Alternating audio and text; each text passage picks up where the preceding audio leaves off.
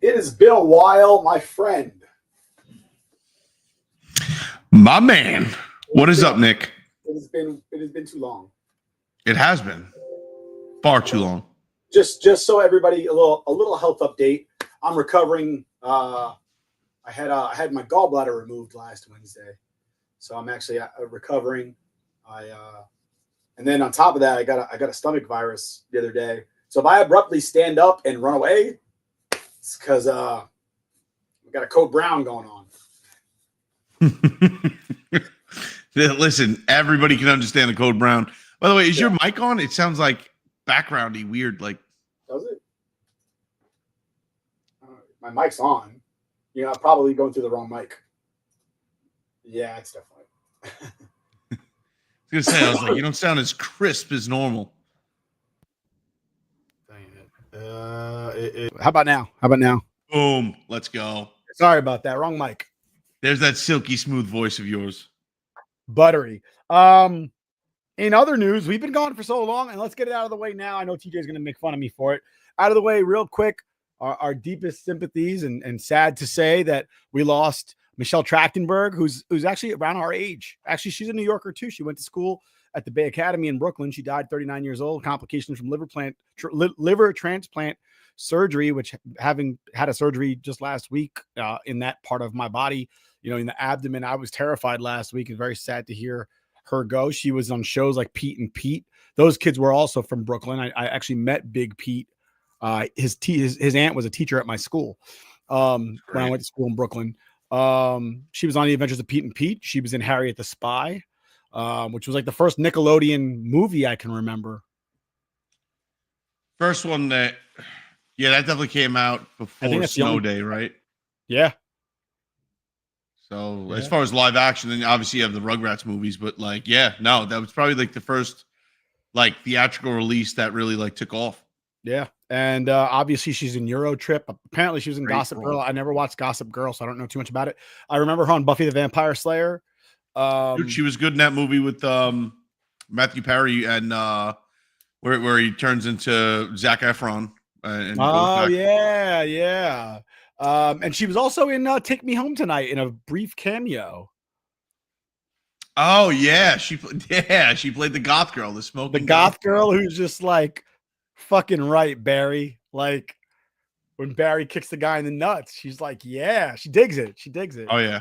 Sorry to hear that she passed. And Gene Hackman, a legend in the business, former Marine and legend in the business, passed away. He, his wife, and their dog. And in my mind, you got to think it's got to be something gas related, heat related, carbon monoxide, maybe, because it just doesn't make sense how two people and an animal could die in a house and no foul play suspected. Even if foul play was suspected, like who kills the dog? I mean, if John Wick taught us anything, you'd fucking kill everybody but the dog. Yeah, I mean, like again, it just wouldn't make sense if it was. So like, it has to be something, and in that part of the country, like that. In that part of the country, they use a lot of propane heating and stuff like that. That generally will cause some CO1 to get into the house, and not to be confused with CO2, which is carbon dioxide. But very sad, and of course, he's been in countless great movies. Awesome in the replacements. I mean, the original Lex Luthor and Superman. Yeah. I mean, the Birdcage. Right. Hoosiers. I'm not a Hoosiers fan. I'll be honest with you. I'm not a Same Hoosiers here. fan. Well, I just don't care about basketball. So I mean, I don't either, but I think I don't like Hoosiers because it's high school basketball, and it's like I care even less about high school like Hoosiers to me is like Teen Wolf without the Teen Wolf. yeah, right. Where I mean, it's small town high school basketball, and you're like, yeah, but why is this relevant? right. Like literally in How I Met Your Mother, Marshall coaches kindergarten basketball, and they have to include Teen Wolf in it to make it entertaining, or else There's literally it's a basketball. Teen Wolf. They literally got a Teen Wolf out there. Gene Hackman, I just saw him in Get Shorty. I watched that with my in-laws the other day. Very good movie, great cast. The Quick and the Dead. Quick and the Dead, yes, that's right. Good villain role for him. Yeah. The French Connection. Yep. Holy shit. Enemy of the State. I love Enemy of the State. I can still hear his voice in my head where he's like, "You blew it up. Why'd you blow it up? Because you made a phone call." Yeah, And yeah. I hear his voice in my head behind enemy lines. He's behind enemy lines. Yeah. I didn't see that was with what's his name too, right? Owen Wilson. Owen Wilson. Yeah, just a phenomenal actor. I was actually just watching The Replacements like a week ago. Great movie. I've been recovering for about a week, so a little bit over a week actually. I had surgery last Wednesday, so I've had a lot of time to just like lay down and do nothing but try to heal. And I watched The Replacements last week, and I watched Get Shorty on Tuesday. And I think we're glazing over the fact that you did have major surgery and you allowed a man to enter your body. I'm just saying, just throwing it out there. Technically, a man entered inside of you. We're not getting past that. Yes. How you figure? Tools count. Okay, my surgeon was a woman. Damn it. I had a 50-50 shot at it. And I swear to God, if somebody tries to come in and give me some bullshit that it's not 50-50 and that's not the accurate, gender, it's 50-50, people. Cut the shit. You have to come on and explain to me why it's not 50-50. But for some reason, I'm here alone. I have no idea what happened to Nick. Maybe he didn't pay his surgery bill and they pulled him out. I'm not sure. I guess we'll have to find out. But no, it's just, there he is. I clicked the back button on my mouse and it exited me out of the. Yeah, I don't see you like in the background anymore. I don't know why. Everybody got kicked out. Oh, gotcha. Yeah, because they did an update to update to StreamYard, so everybody got kicked out. Fair enough. Yeah, so I thought maybe you didn't pay your bill or your insurance skipped on your bill and they like decided to come back and be like, no, you don't get to live now. No, my surgeon was a woman, Dr. Zussman, over at the VA in Brooklyn. She did an outstanding job. She made me feel very comfortable with the whole process. She actually had her gallbladder removed as well. And I was like, is this like a cop thing where to tase somebody, you got to get tased? To take out a gallbladder, you got to get your gallbladder removed. And, it was really interesting sitting there kind of like a guest in their workplace. It seemed like everybody disliked each other. Really?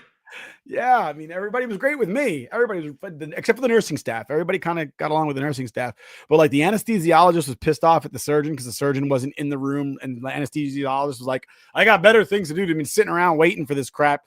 And then the anesthesiologist looking at my the catheter they put in my hand. And she's like, "That's the wrong catheter. Now I got to put another catheter in."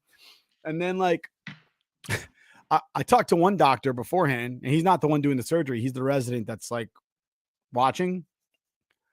And while the attending does the surgery, and he's explaining the surgery. He's like, "Yeah, we're gonna put 3 holes, one here, and through your belly button, So I go through the surgery. I wake up. I'm in recovery. I'm in a different room. I'm in a different bed, and I look down. And I got 5 holes in my abdomen, and my fucking throat is killing me because apparently they intubated me, and I didn't know they were gonna do that either.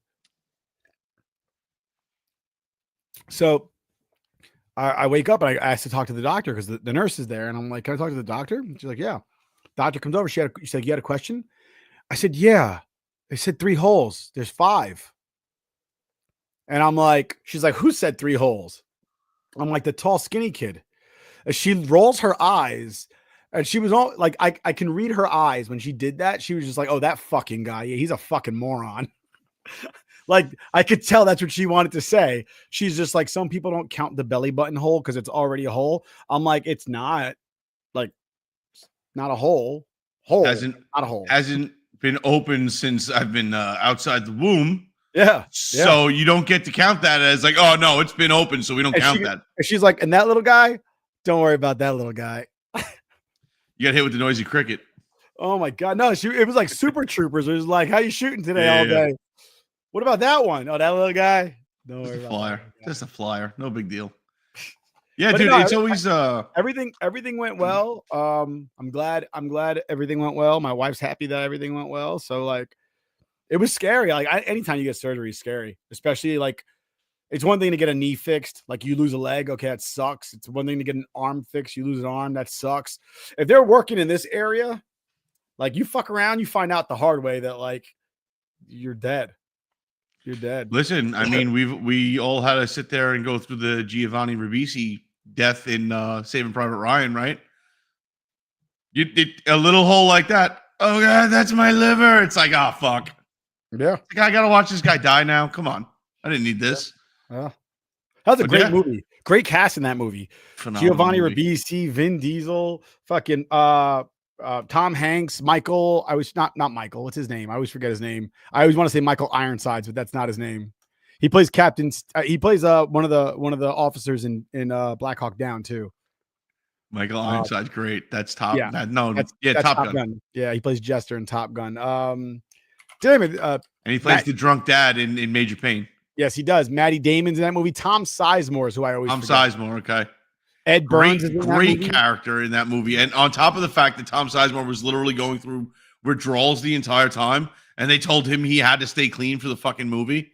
Like they were like, we'll edit you out of the fucking movie if we're done. Like you got to stay clean. So literally, him being angry and like playing that character, he was just channeling like really going through some shit. Tom Sizemore, when he gets shot and he's like, motherfucking person, I'm like, wow, I felt that. Ed Burns in a great role right there. Yeah. Barry Pepper, phenomenal. Adam Goldberg did a great job. You then. Ted Danson's in that movie. Ted Danson. I was gonna say the other dude, short dude. Paul Giamatti. Paul Giamatti, thank you. Dennis Farina. Paul Giamatti, his father was a commissioner of baseball. Really? Yeah. Yeah. That's pretty crazy. But also probably a good segue. After Faye Vincent, I want to say it was after Faye Vincent. Paul Giamatti's father was the commissioner of baseball. Angelo Giamatti or A. Bartlett Giamatti. He was the commissioner of baseball from 80, actually for 6 months. He was succeeded by Faye Vincent. So from April to September of 89, he was the commissioner of baseball. And the only reason storied tenure. Well, he passed away.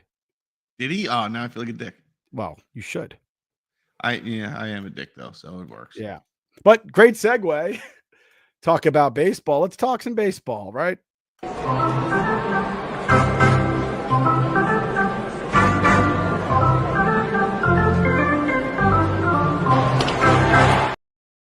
And excuse me, because usually we have ourselves some healthy pours and some good beers on this show, but obviously, having just had surgery and having a stomach virus right now, I am not going to be drinking. I'm drinking a little root beer. All right, no, I'm taking over. I've been crushing ranch waters, and I had to explain how to make a ranch water to every single person on the cruise I just took last week. So I don't even know what you just talked about just now, but when we get to whiskey of the week, you can start. No. It's not even whiskey. It's just it's tequila, bro. It's pretty much a diet margarita. When we're talking about alcohol, we can go talk about that. But spring training is upon us. Yeah, buddy. I first of all, spring training is kind of in the winter, isn't it? Oh, big time. It's in February. It needs to be at this point. I was just having this discussion with my neighbor. It's like I've been outside the last couple of days because the sun has been out. It's been above 50 degrees, and it reminds me that it's like we're gonna be okay. We're gonna be okay. Like, dude, the winter blues suck. Like, I get seriously depressed. Staten Island Chuck. I don't know if anybody needs to know this. I was in Pennsylvania during Groundhog's Day, and everybody was like, Punxsutawney Phil, Punxsutawney Phil, Punxsutawney Phil. That gopher in fucking PA is the most erroneous character to ever try to predict the weather in all of the animal kingdom. Go look it up. There's some website that keeps track of all the animals that predict the weather. He is the most erroneous one. He's the one that gets it wrong. He's right like 15% of the time. He's correct. However, Staten Island Chuck, Charles G. Hogg of Staten Island, New York, is correct on the patterns of the weather in New York 85% of the time. That is unprecedented. Unprecedented. And de Blasio killed him for it. He did. De Blasio not only eats pizza like a jerk off, he killed Staten Island Chuck and then tried to cover it up by just replacing him as if we didn't know. Like it's literally like when all of a sudden Aunt Viv is not the same person. And it's like, is anybody going to address it? Dick York, Dick Sargent, as if we wouldn't notice. Hold on a second. Sergeant York. That's weird. That's weird. Actually, Dick York apparently got hurt really badly. And my dad was just telling me about this the other day. Really? My dad, but apparently he was doing like a stage, like a Broadway stage type show, and fell and like broke his back and couldn't walk. Jesus. Yeah, like tragic, really tragic shit. We're starting off the show pretty down in the dumps. Yeah, very grim. But baseball season is upon us. I do love me some spring training. I love hot stove. Hot stove is my favorite shit, but that's like December. Right, but I'm saying this is like the culmination of you finally start to get to see how the pieces are going to align, how people are going to make out after, the lead up into spring training, what their rosters look like, some questionable injuries, possibly some things that you didn't see coming. But I don't know. Are you happy with the state of the Yankees right now? Because I'm not.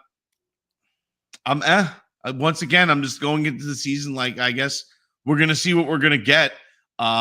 Nestor Cortez coming out and being like, "We were the better team." It's like, okay, dude, sure you are, but you aren't.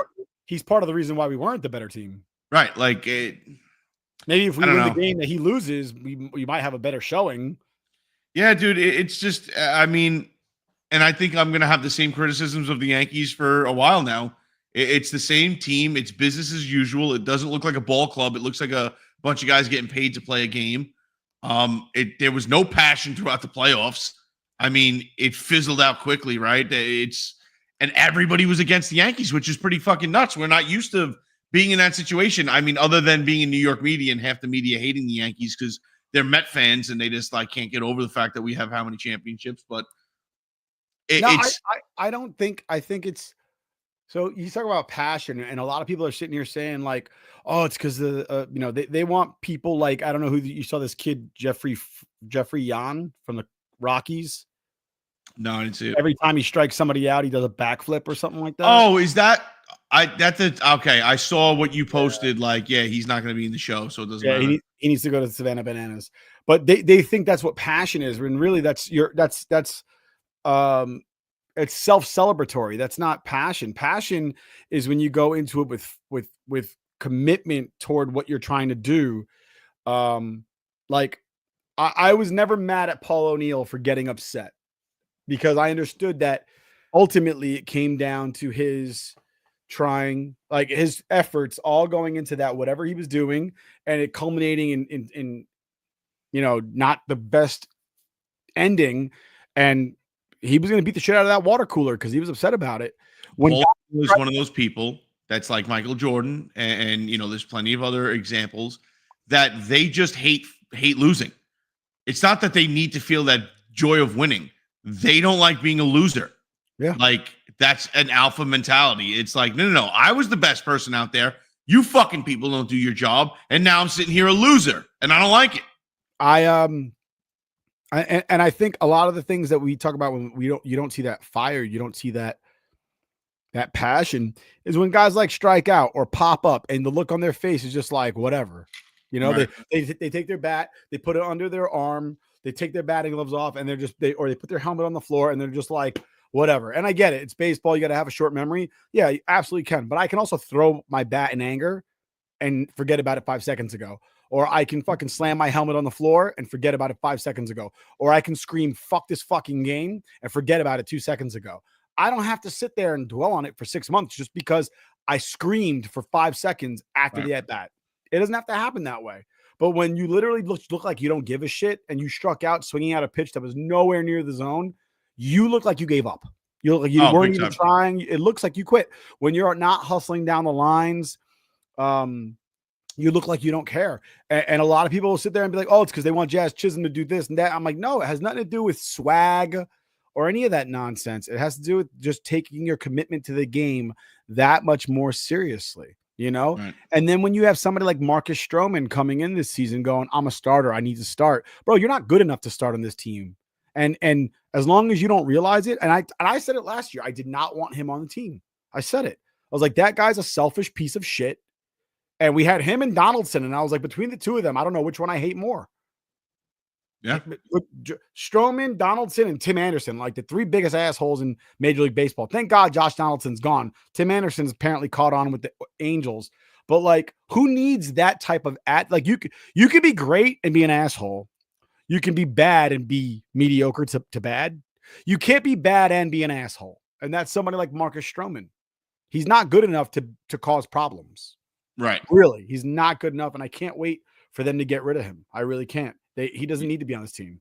No, I mean, he really doesn't fit in either right now. So, and you know, talk about being on the team and fitting in on the team. You know, the Yankees got rid of their shaving policy. So T, you have a chance. You know what, Nick? I don't have a chance, but I'm okay with it. I'm okay with it. And a lot of people are up in arms about it. I'm going to tell you right now, and a lot of people are like, oh, it's tradition, it's this and that. Listen, George Steinbrenner took his 2 years in the chair force a little too seriously and decided that he wanted to run the New York Yankees as if the New York Yankees were the Air Force. They're not, okay? Having a beard doesn't make you any less or any more professional. You know, there's many people in the whole realm of society that have beards that are respectable contributors to society and everything else. Having a beard doesn't make you a good person or a bad person. Now, do I think I need guys walking around looking like Captain Caveman? Absolutely not. I don't think you want that look just because it detracts from the overall appearance of the uniform and what you're trying to do, you know. But you know, I don't want Strom from the Phillies running around. But I think Devin Williams looked absolutely fine with his beard. And then people sit there and say, well, if Devin Williams wants to play for the Yankees, time out. Devin Williams doesn't want to play for the Yankees. Or at least he didn't. He got traded to the Yankees. The Yankees wanted Devin Williams. At no point did Devin Williams go, ooh, please trade me to the Yankees. That didn't happen. He didn't sign with the Yankees. He was forced through Major League Baseball's rules to go to the Yankees. So he's here. And on top of that, like having to move and uproot your family and going through that whole process, you're going to be like, oh, by the way, we don't like your face either. The Yankees ain't got that swag anymore. Like to sit there and say, well, they got tradition. That tradition, we're talking about 15 years ago. That tradition stopped 15 years ago. The Yankees don't win anymore. They're not the highest paying team anymore. So please tell me why anybody who's not a New York Yankee fan would ever sit there and be like, oh, yeah, I'm going to change everything for this team. Or, oh, yeah, I'm going to sacrifice for this team that I'm not even on yet. People think that people should just want, like these people out there, these deluded Yankee fans think that players should want to come to the Yankees for the honor of being a Yankee. Why? So I can not win, get paid less money, and have to shave every day? Get the fuck out of here with that nonsense. If you're not a Yankee fan, it means absolutely nothing for you to play for the Yankees. Let's put it this way. They literally blast Jay-Z fucking in New York. Oh, he literally says a verse, I make a Yankee hat more famous than a Yankee can. Does that sound like a fucking fan that you should be touting at every goddamn game? Like, your tradition is gone. If George would have heard that, he'd be like, fuck that dude. Don't let him in the building. To be fair, George did hear that, and they played. No. I'm pretty sure George was alive for the 2009 World Series. I'm pretty sure. Cognizant? Oh, that's fucking rude. Yeah, he died the following year. So Cognizant's questionable. No, not at all. Totally fucking. Well, was he? Dude, he died of a heart attack. It's not like he died of fucking being fucking. I understand, but he also wasn't really in charge at that point either. Yeah, but he's still the owner. You know what I mean? He stepped to the side. Like if he was George Steinbrenner, like, fucking going down and firing coaches in between innings. Like, yeah, they like that's what I'm talking about. That dude. But that wouldn't fly. But I think people are conflating what the Yankees are today. And again, if you weren't a Yankee fan growing up as a kid, then why do you care about anything that they do? And then somebody like Austin Wells made a great point. Austin Wells said they kind of brainwashed us in the minors to like it was an honor to shave. And he's like, it's absolutely, now that I think about it, it's absolutely ridiculous. Of course it's ridiculous. And it really is. Again, it was George took his time in the chair force a little too seriously and went crazy with it. It really is nonsense. When you have free agents sitting there going, I'm not playing for the Yankees. I ain't fucking shaving every day. And you know what? It's funny. And what are you going to say? But you get to be a Yankee? They're like, yeah, I get to be a Yankee. You won't pay me the most and we're not going to win. So who gives a fuck? Yeah, right. I mean, yeah. In reality, it's a stupid thing that that blew out of I hated the media coverage in New York about it. Like it was some mind-blowing thing. It's like, wow, some common sense finally like got through. Yeah, I was over it. Right, because nobody could even explain what the importance of that, like nobody was showing up to the ballpark like looking homeless. Wasn't happening. Like it's just not happening. And I promise you right now, if you were a player on the team and you did have a beard, like I have a beard right now, you have a beard, and your manager looked at you like, hey, let's tighten it up a little bit, I'm sure you'd be like, I got it, Skip. I got it. Right. You know, like, because you're like, I got a beard. Like, everybody starts with a beard that's like this. If you don't like shaving every day, there's no reason to have a beard like this long, like ZZ Top. That's not necessary. But like, just to have this, like, shit, if I got this lined up right now, I'd be sexy as hell. You know, I'm not going to be satisfied until somebody takes it over the edge and starts doing like Viking beards or like, you know, like a Fu Manchu or just a straight handlebar, like a handlebar down the neck. I just remember a few years back when David Price was like, I'll never play for the Yankees because I like my fucking beard. Yeah, that was stupid. That David Price thing was such a like, I'm relevant for 5 minutes. Let me fucking say something about the number one team in the market. That was totally valid. He was a free agent, and they asked him, like, would you ever go play for the Yankees? Dude, as a free agent? Though. And he was a Cy Young Award winner, if not a 2-time Cy Young Award winner. It absolutely is relevant. If it's not relevant, it wasn't a relevant conversation because honestly, if the Yankees fucking came out and said we're going to give him $200 million, he wouldn't say no. No, he apparently it wasn't part of the equation. And it's bullshit because how was David Price really part of the Yankees equation? He would have been, but he wrote them off before he even got a chance.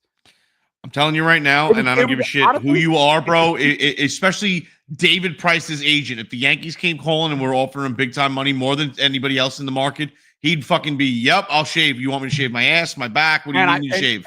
And guess what? I guarantee if he didn't, because some people are like that. Again, I look at these things and I'm like, wait a second. How? Like right now, Soto's getting $870 million. In my mind, the number's like, okay, that sounds good. Most of the time, these guys just take these salaries just so they can say I'm making more money than you. You can't fucking spend that money. I could. No, you couldn't. On what? You crazy? Hookers and blow. No, not even. All types of fucking bourbon with pictures of you licking old men on it. No, that's not it either. What you do is you buy an island. You just become like, and again, I know this Jeffrey Epstein shit is coming out. Not that kind of island. Not that kind of island, Nick. For $10 million, you could buy an island. No, but I want like a functioning island with like, you know what I mean? Like if I want to just be like, yeah, I'm a dictator and this is the custom in my country and everybody's like, well, he does own his own island and fuck it, leave him alone because he hooks us up with great rates. He made his own Club Med. Imagine making your own island, just a Club Med. And it's like, yeah, it's free if you're cool. You just show up and hang out. You got to show up with something. This sounds like that movie with fucking Channing Tatum that bombed. I don't watch movies with Channing Tatum. So I didn't see the movie either. I just saw the commercial 8,000 times. I want to say Zoe Kravitz directed it, and he's dating Zoe Kravitz or some shit. I don't know. Guess that's why I never watched it. Yeah, sounds horrible from the onset. It's like a movie where he's like a billionaire and he takes like girls to his island and he drugs them and then he kills them or something like that. I don't know. That sounds like what you're doing. No, not drugging anybody. I just like they're having a great time the whole time too. Like the whole no, time it's just I have $870 million. I buy an island, and you just start from nothing and you build it into something insane. And then you invite people over to have a great time for no reason. You don't drug them. Like, and then why does does it it remember what happened? And all of a sudden, little by little, there's less of them.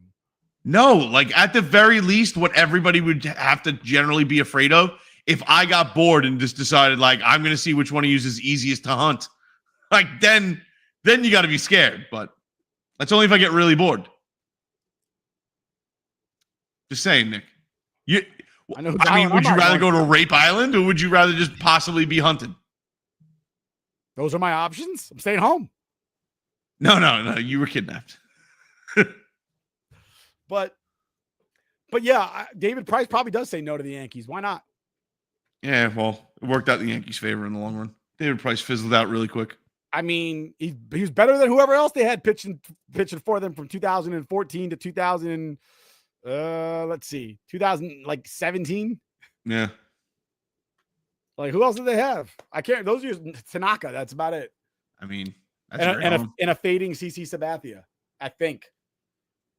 You know what's funny? And as much as I shit on people for like having that longingness for keeping a Yankee around longer than they need to be, I always love CC Sabathia like that. But he had that warrior type of mentality, and that's why I loved him.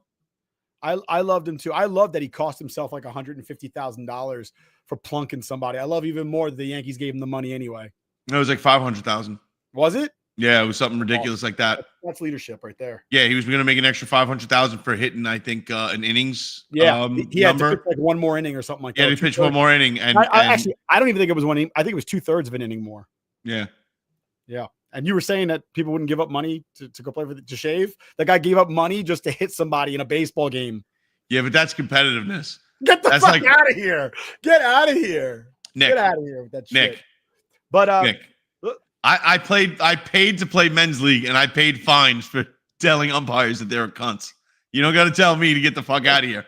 I knowingly wrote that check to the charity of the fucking league's choice, knowing that I still call that man a see you next Tuesday in front of all those people in that park on a Sunday. It was a fucking $50 versus $500,000. Get out of here. Right, but I'm just saying, in the heat of the moment, CC Sabathia that season probably made what?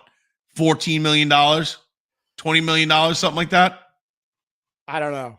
I don't know how his contract was loaded front heavy or back heavy, but for argument's sake, let's say he was getting $15 to $20 million. $500,000, yes, an exceedingly a lot amount of money. Being able to be like, I gave up $500,000 to drill somebody because fuck them. That's just badass. It was $500,000. And I want to say he needed. Was that against the Orioles? I want to say it was against the Rays. The Rays. He needed 2 more innings. Yeah.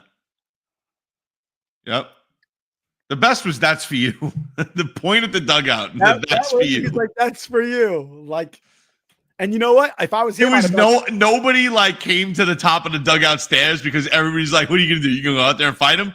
Go ahead." What he should have said was, "I just cost myself more money than your entire team makes."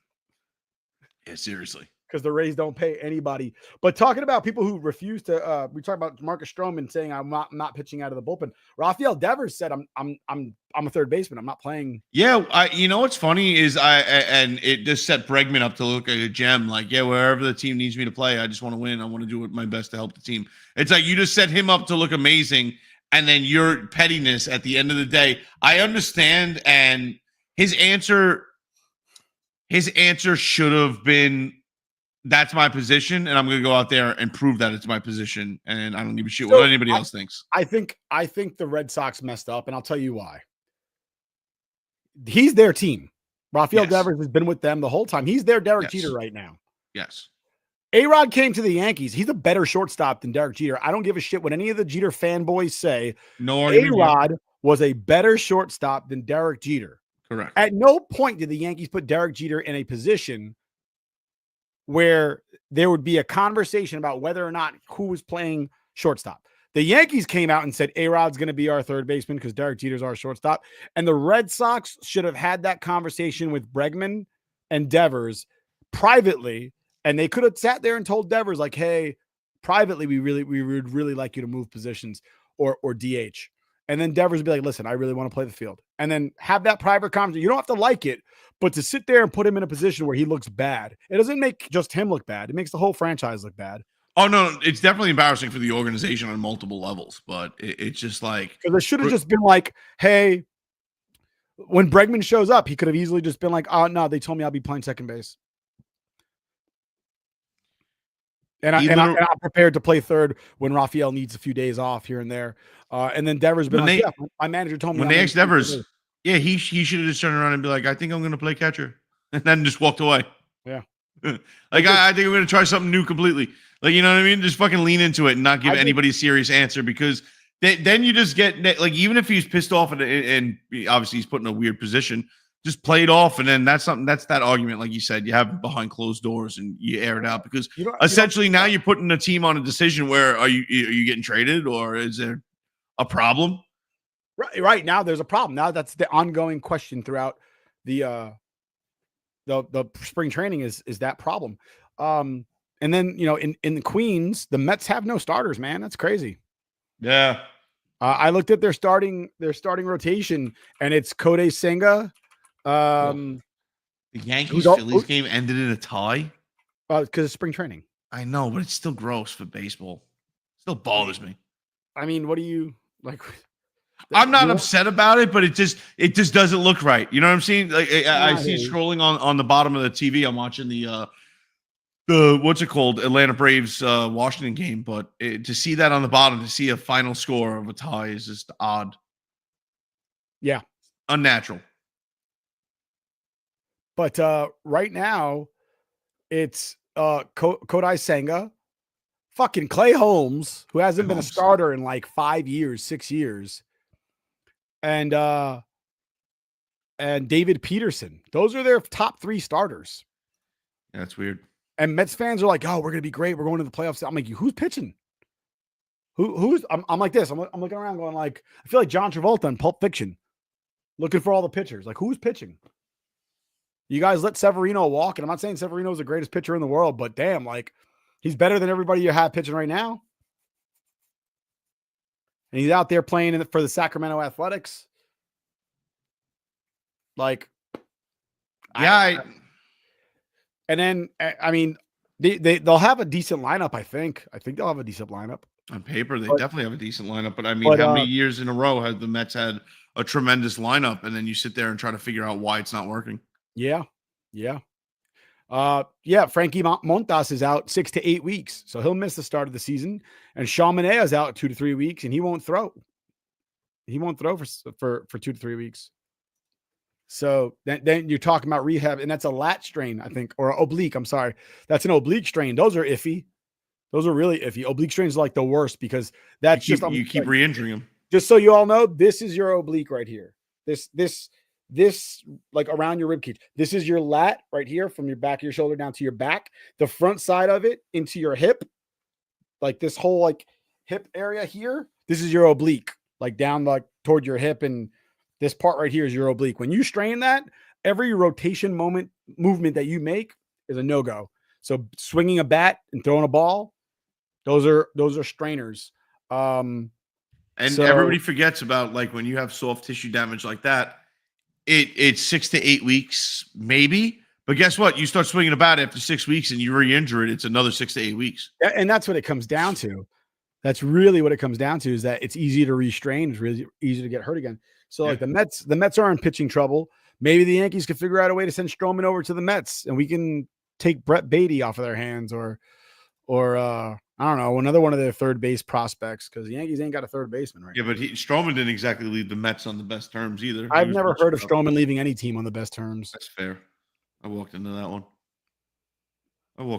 Everything ends badly, or else it wouldn't end. You know what? That's a perfect segue. Talking about ending badly, fucking Canada.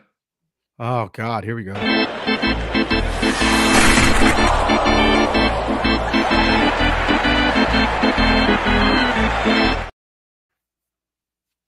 Dude, I'm sitting there on my cruise. I'm watching the game.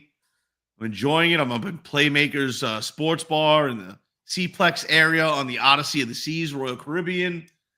And I'm like, you know what? This game's going into overtime. Let me go down to my room. I'll watch it in there, make sure it's in the room. Get down in the room, put it on, open up the balcony door, get some air going, have my drink sitting on the floor, just leaned up against one of the cabinets watching, and fucking it's at least it wasn't Sidney Crosby, right? Like, but the US just getting their hearts ripped out.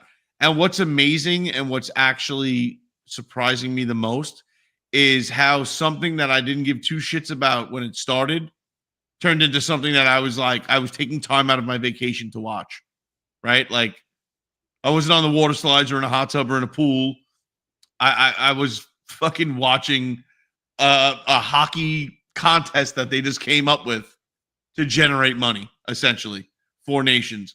And it doesn't matter. I was just as invested. It was like... So, just to clarify, you were watching the game at the bar. I was. And we were winning. We're tied. We were tied. And you got up from the bar and we lost. I got up from my chairs in the bar, yes. Which I've done throughout the game as well. To go watch in another room. Which I did throughout the game as well. And so you're saying you cost us the game? That's not true at all. That's what it sounds like. No, I was moving multiple times during the game because I was on vacation. So I wait, would have to hold wrangle on. my son. Yes or no? Rook is a giant Devils fan. Of course, Rook's a Devils fan. Then I said what I said. That it is what it is. No. I was moving around the entire time. It's not like I was seated for period 1 through 3, plus the fact that I had to leave. It was just that time of the night. I had to get my son to bed. It is what it is, Nick. Your son going to bed cost us. No, that's not true at all. If we're really going to play this game, Jack Hughes, fucking, our boy Rook's favorite guy in the whole wide world, did absolutely nothing. That's true. Right? Did absolutely nothing. Austin Matthews, while he had an assist, I'm sorry, he's one of the softest players that, like, is a good player. Like, he just doesn't. But then again, Vinny Trocheck did nothing. Chris Kreider was, I don't know how the Rangers had the most players on that team, and they were awful, dude. Adam Fox was dreadful. I was like, "What the fuck is? What is he doing?" Finding out that he's injured. Yeah, right. But it's like, I like the heart that hockey players put out there, but like, it's like if it's that bad, dude, you're hurting the team. You're not being selfless. You're being selfish. So the question is that Trouba territory? Last playoffs? No. Honestly, I think Trouba got more than enough benefits of the doubt. I think he just, I think his mentality was shit. I think his attitude was shit. I think giving him the captaincy was a horrible decision, and everything went downhill for the guy in his game since he received the C. No, he never earned it. So my question, but what I'm saying is, everything done to Trouba and what was self-inflicted, and his attitude didn't help. I don't have a problem with Adam Fox's attitude. Him being injured sucks, but I believe him when he says he's injured versus Trouba going through these lulls where he just gets lost at the blue line and gets beat. And then it's, I was injured. It's like, I'm less inclined to believe you, dude. Okay. The heart is still there with Fox. I don't think the heart was there with Trouba over the last 2 seasons. So JT Miller's injured right now as well. Yeah, that totally sucks. And I mean, him and the Chuck brothers just fucking stepped up that game, that first game against Canada, setting the tone, dude. That was just insane. That was insane. And one of the Kachucks is injured too. I think Matthew is injured. Yes. Yeah, that's unfortunate too. And the Rangers have been in talks for Brady Tkachuk for like 2 years now of like, and fans want him here. I would love to have him here, but it's just like, I'm sick of the Rangers doing what the Rangers do, and I'm sick of having to argue with fans online about how fucking paying Igor Shesterkin was the only decision that they did right. And it's not. It's the major blunder that they had. I literally said it before the pretty much before probably game 15 of the season. Don't pay Igor. He's not playing like somebody that deserves to be paid. His attitude was shit.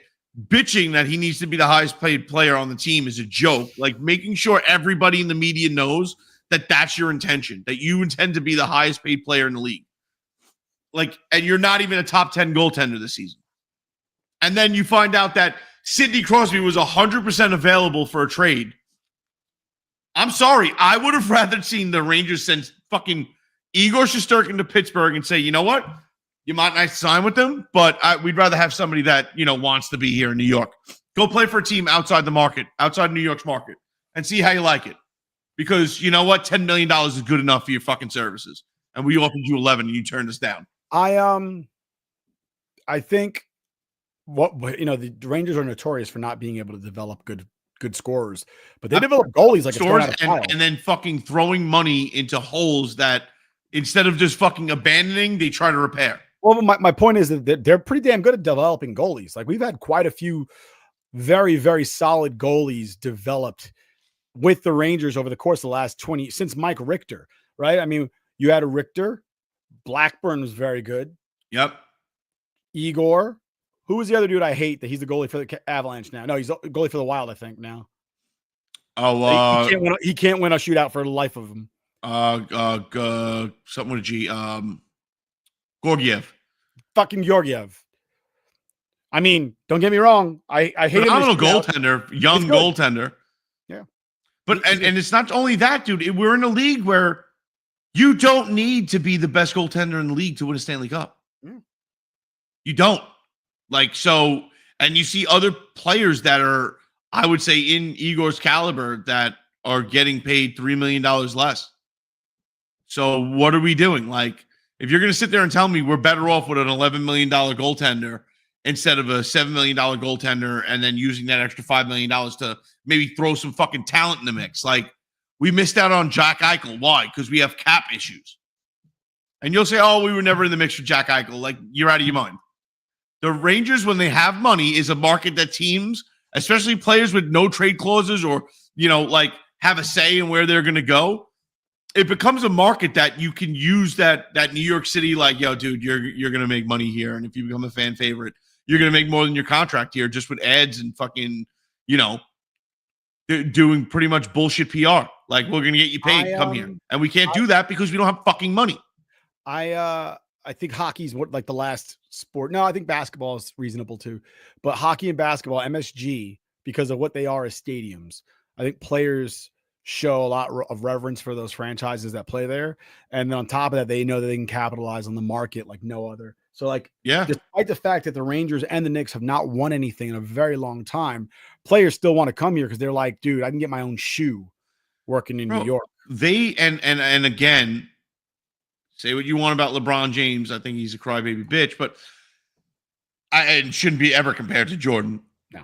But the fact that if, he had that whole bullshit decision show and stuff like that, like, everybody just glazed over the fact that he was literally told, like, by financial advisors, you're talking about $1 billion if you went to New York and fucking ad revenue. Like, he would have been on everything, and he turned that down. What a fucking idiot. Well, you told me that nobody does that, TJ. What do you mean? You just told me that David Price would never do that. LeBron James is making max money regardless of where he goes. We're talking about a difference of $1 billion in ad revenue versus David Price fucking attitude because he was probably not going to the Yankees at any point anyway. He was a free agent, man. He was coming off like AL strikes leader. He had a lot going for him in 2014. They offer that guy an extra $10 million to shave. He shaves.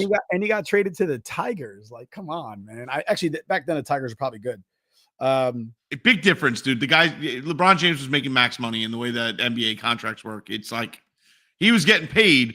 It's the circus of, like, dude, you would have went to New York City and you would have made more than your contract in the first month, with just people trying to put you on every billboard of everything. He would run every subway and Staten Island ferry and bus terminal, and he turns it down. So, crazy. LeBron James wouldn't want to play in the mecca of basketball, right? Yeah. But again, basketball and hockey are definitely two sports where they definitely show reverence to those two, to that arena and those franchises, despite whatever they're doing. But let's touch on basketball for 5 seconds before we move on.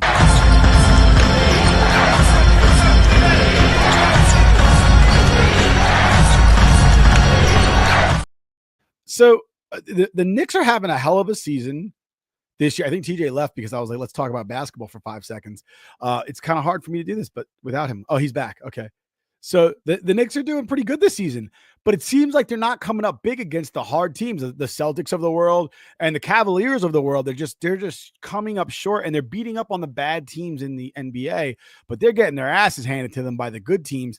And it really makes you wonder whether or not they are in fact a good team, or if it's just that the rest of the East is that bad, that there is the Cavs, the Celtics, 50 feet of shit, the Knicks, 100 million pounds of shit more, and then everybody else in the NBA in the Eastern Division. And I hope that's not the case. I just hope that maybe they're getting the jitters when they're playing these teams, and they just got to get it together.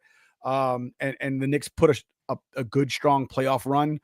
Once they hit the playoffs. What's going on, Alex? I hope that's the case. Do you think that, and I mean, I don't watch basketball very much, but just from the pulse of it and how last year felt into this year, do you think that the Knicks just happened, it was their year, they kind of caught lightning in a bottle and everything worked their way and they hit their stride at the right moment? And then, I mean, honestly, we know what happened. The injuries fucking killed them, and they just found ways to win even with the hardships that they were going through. So that's what I mean. I feel like it was last year might have been their time, and it's just the shit that was up against them just stacked up so high it was insurmountable. You know what I mean? Because last year felt special. Like that team felt like it had like something going for it, and this year it's like, all right, like I'm not going to sit here and run them down and bitch about them, but you're right. It just doesn't feel that they're doing what they need to do against the teams that they should beat. Which, I mean, it's better than losing the teams that you should beat, because that's a deeper problem. Right. But when you're struggling so badly against teams that you're gonna have to see to do anything to make any type of playoff run, it's just my big concern. My big concern is you're beating the teams that you should beat, though you're not always beating them handedly. That's a problem, right? So like effortless. Exactly. If I'm playing against the Rockets or the Bulls or something like that, I should be beating the Bulls by more than 2 points in OT. Yes. I should be beating the Rockets by more than 6. But then you're getting your ass handed to you by the Celtics by 27. Like, they lost that game by the third quarter. The game was over. They were already down by 30 points in the third quarter. I was like, yeah, they're losing this game. Like, that's just right. And they're beating the Pacers by 13, and that's good. That's good, because I'm pretty sure that's the team we lost to last year. But at the same time, like, again, you lost to the Celtics by 13 just a couple of days before that, and then you lost to the Cavaliers by fucking 37 points. 37 in a row. I'm kidding. That's a Clerks reference. So I hope the Knicks can put it together and figure it out. We'll see where they end up. I'm always rooting for the Knicks. I'm not a huge basketball fan, but if I had to pick a team, they're my team. I'm a New York guy. Moving forward. Whiskey of the week. What you drinking, T? Well, I was drinking some ranch waters, which is essentially just a shot of Blanco tequila, pinch of salt, lime juice, about an ounce of fresh lime juice, and then Topo Chico, the Mexican mineral water from Monterrey, Mexico. And it's like a diet margarita, bro. It's so crisp and good. I don't know why Topo Chico is so crisp as far as a club soda goes, or a mineral water, a sparkling mineral water. But like, I even have Carissa asking me, she's like, "Oh, can I get one of those? That's so good. Like, it's so refreshing." I'm like, "Yeah, I don't know what they're doing to the water in Mexico, but yeah, my stomach's making some noises. It sounds like I drank some Topo Chico water from Mexico. Delicious, bro." But I did. I mean, it is whiskey of the week. I didn't realize you weren't drinking yet because of your surgery. I thought you may have pulled out the bottle that I stumbled upon today. No. I'm just not into the hard liquor yet. That's fair. So I'll save this. I'll save our, side by side blind review as my son just walks through the camera. Good for you, buddy. I found this, dude. I just on my way home, stop at the liquor store, see this sitting in the case, and I'm like, I don't see a price next to it, so I'll run the risk of getting embarrassed. How much is that Elmer T. Lee? And the guy scans it. He goes $69.99, so it tax like 74. And I'm like, yeah, I'll take it. Like he looked at me like surprised that I didn't let him finish his statement. I'm like, yeah, no, here's my credit card. I'll take it. Thank you. Before you look again. Dude, I was afraid somebody was going to come out of the back and be like, how much did that ring up for? That's a mistake. And then I was going to have to do the no. He said it, no takebacks. That's true. I mean, that stands. No takebacks. Dude, I wouldn't have left. I would have had a sit in. I would have handcuffed myself. I actually had case of Pinot Grigio. I had some Elmer T. Lee the Tuesday. Was it the Tuesday before my surgery? Oh, nice. Meredith and I sat down and had a sip. What'd you think? She drank it. She thought it was good. So instead, I'm going to crack this because my brother was able to pick me up another bottle 2 weeks ago of Stag Junior. Well, it's not even Stag Junior anymore, but this one's at 131 proof. The other one, the bottle that he got me, I believe, is at 128 and change. But again, another allocated bottle. That one was a little more expensive. That one paid 154, which again for New York City is not expensive at all. I think the first time, I believe this bottle of Stag that I bought was like 2 and change. The first time I got it like 2 years ago on the tail end of COVID where everything was impossible to get. But I figured I'd go a little Stag and really spice it up. 131 proof. This is one of my favorite whiskeys by far, other than George T. Stag, which is the only one. And I tell my wife all the time, if I'm going to make a stupid allocated purchase, it's going to be George T. Stag, and I'll probably spend about $600 for it. Hey, buddy. You waving at Nick? He's waving back. You happy? Hi, you too. It's 8:56. Shouldn't you be doing something school related? No. All right, go to bed then. No? Wow. No respect. No respect. No respect. So, little Stag Junior. Cheers. Cheers. And I mean, for a hot whiskey, man, this shit goes down so smooth. It is so sweet. It definitely has a bite, gives you that Kentucky hug on the way down. It is 131 proof. But it's such a sweet, like, cherry note that comes through very quickly, and then it's just all butterscotch and caramel. Tremendous bottle. I can't turn these down. If I find them under $200, I always end up picking them up. So sorry, Nick, that you're not imbibing any alcohol yet. But what do we have an ETA possibly by next week? It wasn't really a hey, don't do that. It was kind of like I don't feel like I'm ready for it. I'm going to introduce it to my system slowly. Fair enough. And then see, oh snap, special guest. Hey, what's up? My hair is Dude, all of a sudden the Elmer T. Lee comes out and here comes Rook. He's like, hey guys, what's up? Oh yeah. I mean, I'm actually upset because I was not that far from liquor store the other day, and I was like, oh, should I just jump in real quick? I'm like, I don't want to spend more money on bourbon. And then I literally was there last weekend. Yeah, that liquor store is a tremendous liquor store because they have a great selection, but they don't mark up their bottles above, like they don't hit secondary. They're like a nice cushion between MSRP and reasonable secondary, right? Like, because everywhere else, Elmer T. Lee is $300 on the shelf, maybe $250 you can find it for. The fact that, like, I mean, we got a great deal when we got the bottle for Nick for his wedding gift from us. Yeah. But I mean, this was an incredible deal. Like this was that's pretty much MSRP getting that. It's just funny because I was around that area last week and I was like, oh, I know the liquor store. Should I go? And then I just didn't. I should have. I have a feeling that they. I'll be right back. Sorry. Go ahead, pal. I have a feeling that they have more. I was actually planning on stopping there again this week because I think they're very good.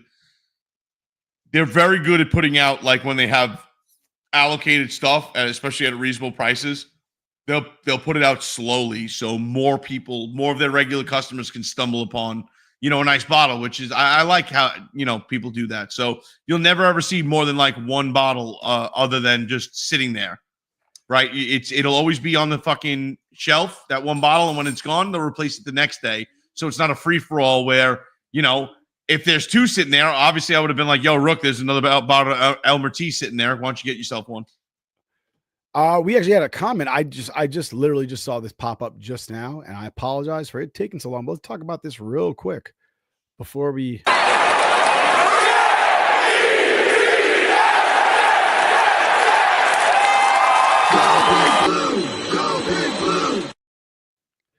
So, Captain Joe King says, hey, huge fan of the show, already a sub. Raiders fan here. I was wondering, with all the Stafford news that's been going on, is he top 6? I mean, is he better than Justin Choke Herbert? I presume he means top 6 quarterbacks in the NFL. I don't think so. Honestly, it's been such a long time since I looked at NFL quarterbacks. If I had to say top 6, we're talking Lamar Jackson, and in no particular order. I'm just saying is who would fill out that top 6. Lamar Jackson's up there. Josh Allen's up there. Josh Allen. Wait, so I think Jalen Hurts is up there. Absolutely. Yeah. Patrick Mahomes is up there. Patrick Mahomes, 100%. So let's see. Lamar Jackson, Josh Allen, Joe Burrow's up there when he's healthy. Yeah. You know what? Everybody's sleeping on Joe Burrow after, Patrick Mahomes, Jalen Hurts. So we're at 5.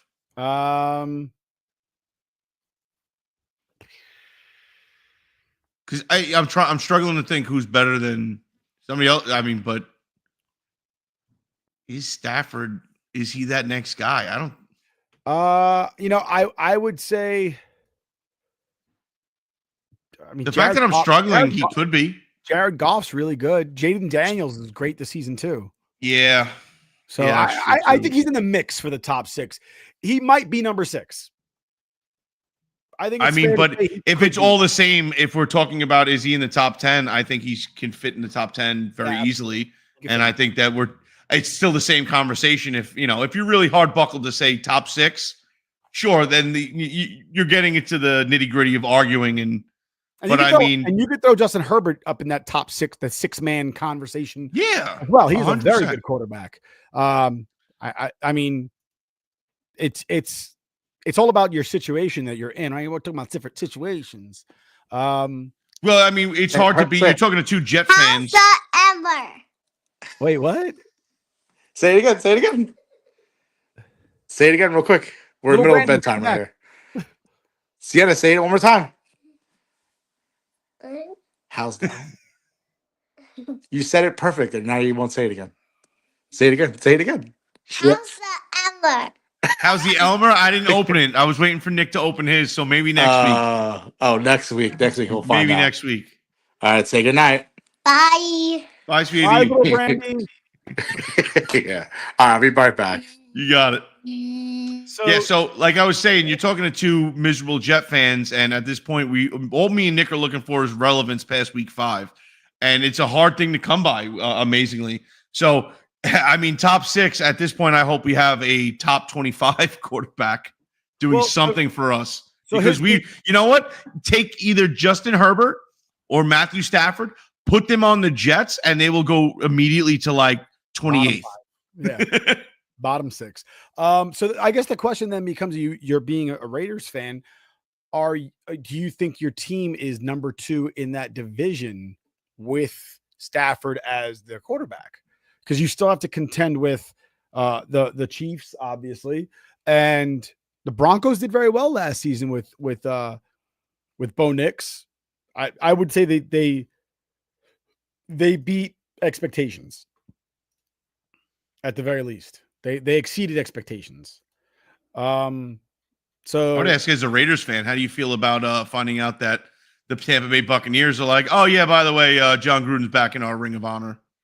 I mean, I don't think it makes a difference to Raiders fans. They're the ones. I think Raiders fans got the coach that they wanted. I think that franchise finally got the coach that they needed to turn things around, and I think they got fucking completely dicked with woke bullshit. I'm not going to sit here and justify what happened, but however, purposely screwing yourself and everybody else around the league, not one person being able to sit there and be like, oh yeah, he also does this. No, it's an off comment in an email that nobody thought was going to get read, not showing somebody's true colors, or, because nobody could sit there and be like, yeah, everybody knew that guy was a piece of shit.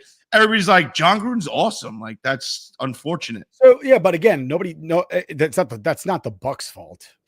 I didn't. What I'm saying is that they went so far as to remove him and his name from the organization, and then they have to turn around and say he's been such a part of the organization that we're going to reinstate him in the Ring of Honor. It's like, no shit. And fucking Raiders fans should have been pissed that their team didn't have the balls to be like, you know what? It's not like we're known as being the greatest fucking fan base in the world, and it's not like we do it the cleanest out there. We're a rough and tough group, and we're going to lean into it. You don't like what he had to say? That's fine. This is fucking America. You don't have to like it. Fair. You know what I mean? Like, I honestly, like, I feel for Raiders fans because I feel like that was their stepping stone onto really branching out and becoming like, that silver and black team that everybody feared, to now it's like, oh fuck, another hurdle to clear for no reason whatsoever. I don't know. I think that started the Raiders' decline. I'm sorry. I was sitting here trying to remember who's in the AFC West. And I'm like, wait, I kept saying the same 4 teams going, is that right? This is Chiefs, the Chargers, the Raiders, and the Broncos. But I guess the question ultimately becomes whether or not the addition of Stafford makes the Raiders the number. I don't think it makes them number 1 in their division. Does it make them number 2 though? I don't know that either. I don't follow West Coast football enough to know that.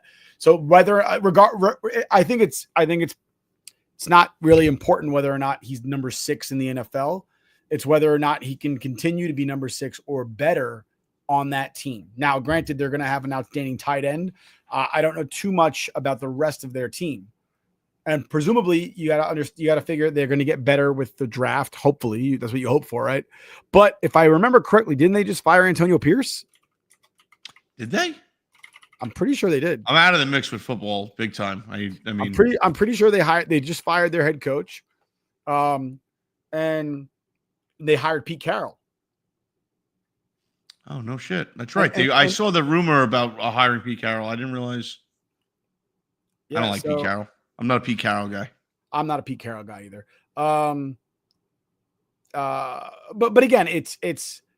I think it's you got to hope that Pete Carroll's the Pete Carroll of old, and not the Pete Carroll that lost his job in the first place. Well, either way, he's the Pete Carroll old. Well, I think not of old, but old. I think if I remember right, he quit. I don't think he actually got fired from the Seahawks. I think he stepped down. So I mean, definitely a guy who's got experience. He's going to be ready. But again, I think getting Stafford is a better option than whatever they had, right? Because it's the alternative was going to I think if you're worried about putting faith in somebody, I don't think you have to worry about putting faith in Matthew Stafford. I don't think he's going to hurt your organization. I think he's only going to help it. But obviously that's dependent on health and, I don't know. I'd be happy with Matthew Stafford on the Jets. Yeah, I would as well. But the Jets would find a way to ruin it for him. Oh, 100%. I just feel bad for him. Like I you know what I mean? Like I want nothing more than to see what's his face go out and destroy throughout the NFL. Zach Jones. But yeah, I mean, I apologize, Mr. Joe King. I apologize for Captain Joe King. I didn't mean to demote you like that. Getting to your comment, and I hope you got to see our response to it. Unless you got anything else, T, I think that's all we got for this week. Yeah, no, I think I think that's it, bro. I have no excitement going with the Rangers in the hunt for possibly a playoff spot. I have no faith in them right now. I don't want to see them make the playoffs and waste their time to not get anywhere. I don't know. This season has sucked. I've been disappointed. We've been away for a while, and I've kind of lost contact with sports other than watching the TGL religiously. So I don't know how their viewership keeps going down because I watch it every time it's on. I think it's awesome. I think watching golf at night, in an indoor setting where it's controlled, it's fun, and you can bet on it. I don't understand how people are not tuning in more. I mean, live betting on that while you watch for 2 hours is a pretty fun experience. So I know you're not as big into watching golf, Nick, but you should check it out, man. Give it a shot. I think a lot of people should give it more of a shot because it's a more laid back, fun golf. And that's what a lot of people bitch about. Like, oh, I can't get into golf. Such a crotchety old man game, and these guys are just in there goofing around and having a good time. You have what's his face shanking it into the side of the screen last week, which was hilarious. Kevin Kisner. Oh, I love the TGL. We've never been on in a while, and I know you guys are just wrapping up. I'm going to be quick too because I got to get going. But TGL, love it. I think it's such an awesome product. We haven't been on since they started the TGL. But that 5 p.m. game, 5 p.m. time was pretty rough. I think they lost a lot of viewers on that one, but that's like 5 p.m. You really can't do a sporting event at 5 p.m. Right. I think you got to do a 7 or later. But that 5 p.m. game actually ended up being really good. New York was up 4-0, and then they lost 5-4 in overtime. That was actually a really good game or match. I keep saying game, but match. And that was pretty much it. And then did I miss the celebrity breaking news? You started off with that. Unbelievable. Waiting. Yeah. It's going to be a downer. Why are you laughing about the loss of Gene Hackman and Michelle Trachtenberg? I love it, the fact that you always open a show with all the celebrity deaths. Like, at least put it towards the end.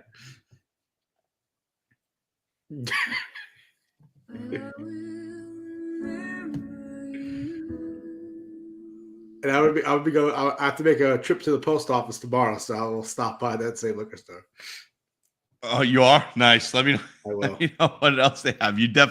I was planning on stopping there tomorrow because, like I was telling Nick, I said that liquor store does a good job of taking their allocated bottles, and they, like I said, they don't mark them up and they just put them out one at a time. So nobody can walk in there. And I have a feeling they probably have more Elmer T. Lee in the back, but it's just they put them out one at a time. So somebody else can walk in and get another one. So so somebody like me isn't sitting there like, yo, Rook, you wanted one? Yeah, all right, you know what? I'll take one more too.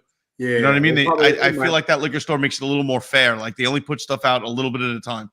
I'm gonna ask you, like, hey, you have any Elmer T. Lee back there? And they're gonna be like, yeah, $300, please. Yeah, if they do, I'll be like, what the fuck? Why did you lie to me like that? It was good talking to you guys. Good to see Nick's all right, and TJ got cruise life. Did not. Yeah, I survived. TJ. I didn't get Gilligan's Island. Yeah, and also you didn't just decide to become a pirate in the Bahamas and just forget everything else. So that's I got really excited when you sent me that TikTok thing. Like, not for nothing. That the fact that you could literally go out on a pirate ship, a galleon, right? A working galleon with 12 of your buddies, and they provide liquor and beer to you. There's no situation where I don't go full pirate. There's no way I don't take over somebody or go raid an island. Or at this point, dude, you know what? We probably need more than 12 guys, but let's just take Haiti. They're eating each other. It should be easy. Nobody should bitch about it. It'd be fun. I'd be down. That sounds right? like guys trip. It's like, but there's no situation where you don't just absolutely lean into it, because at the very least, I mean, everybody will always remember the 12 drunk assholes that were the last people convicted of piracy. Because who's the last fucking person that's gotten convicted of that shit? It's probably been a very long time. A few Somalis. Yeah, no, they don't count. They kill every single time. They all die because it's just easier. We'll surrender. Well, let's shoot these guys. Don't make them go back to that shit country. We'll talk with the white flag. They start actually trying to kill us. No, they just pull up like, we don't even have guns. We're just going to throw rocks at you. Kill us. Are they Seriously. Somalis or are they Somalian? I've always thought it was Somalian, but then Somalians. Isn't a Somalian like when you a lot of money? Sommelier? That's a wine connoisseur. Somalians sound better. Are they Somali? It's like Afghanistanian? San Diegans. San Diegans. All right. Later, guys. That's all we got for you, folks. We'll catch you next week when we figure out what we call these people from Somalia. Have a great night. Somalis.